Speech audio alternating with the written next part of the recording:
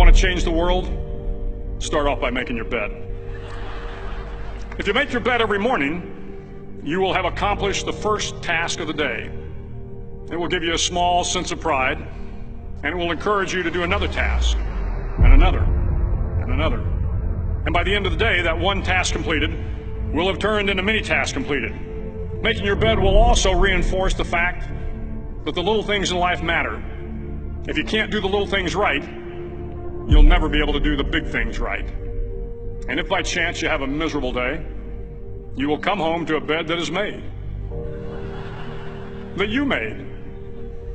And a made bed gives you encouragement that tomorrow will be better. To pass SEAL training, there are a series of long swims that must be completed. One is the night swim.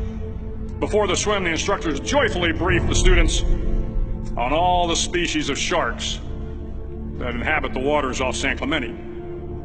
They assure you, however, that no student has ever been eaten by a shark, at least not that they can remember. But you are also taught that if a shark begins to circle your position, stand your ground. Do not swim away. Do not act afraid. And if the shark, hungry for a midnight snack, darts towards you, then summons up all your strength and punch him in the snout, and he will turn and swim away. There are a lot of sharks in the world.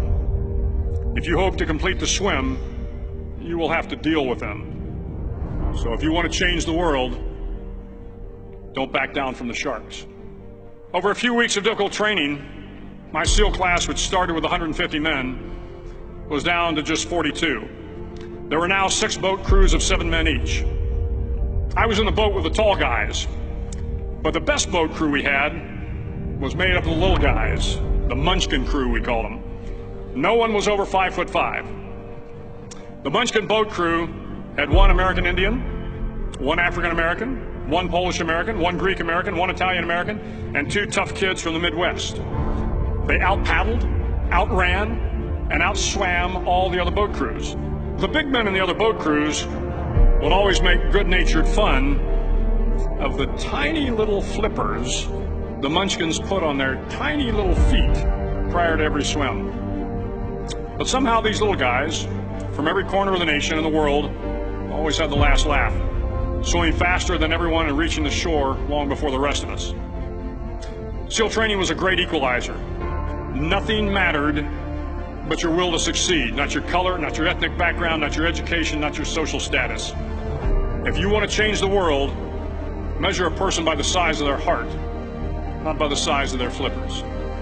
The 9th week of training is referred to as Hell Week.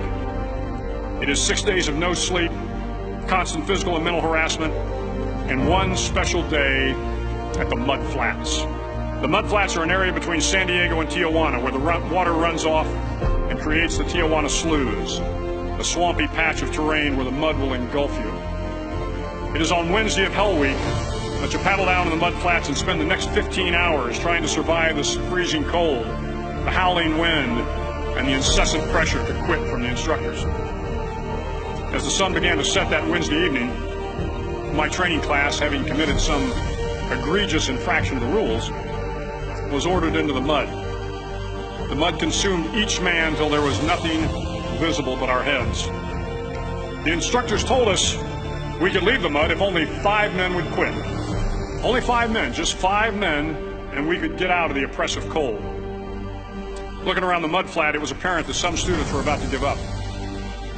It was still over 8 hours till the sun came up. 8 more hours of bone-chilling cold.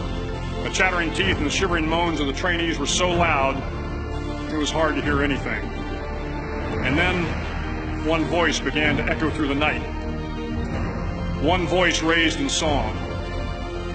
The song was terribly out of tune, but sung with great enthusiasm. One voice became 2, and 2 became 3, and before long, everyone in the class was singing. The instructors threatened us with more time in the mud if we kept up the singing, but the singing persisted, and somehow the mud seemed a little warmer, and the wind a little tamer, and the dawn not so far away. If I have learned anything in my time traveling the world, it is the power of hope. The power of one person, a Washington, a Lincoln, King, Mandela, and even a young girl from Pakistan, Malala. One person can change the world by giving people hope.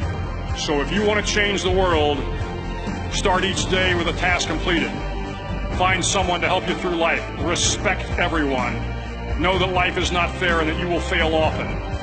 But if you take some risks, step up when the times are the toughest, face down the bullies, lift up the downtrodden, and never ever give up. If you do these things, the next generation and the generations that follow will live in a world far better than the one we have today. And what started here will indeed have changed the world for the better.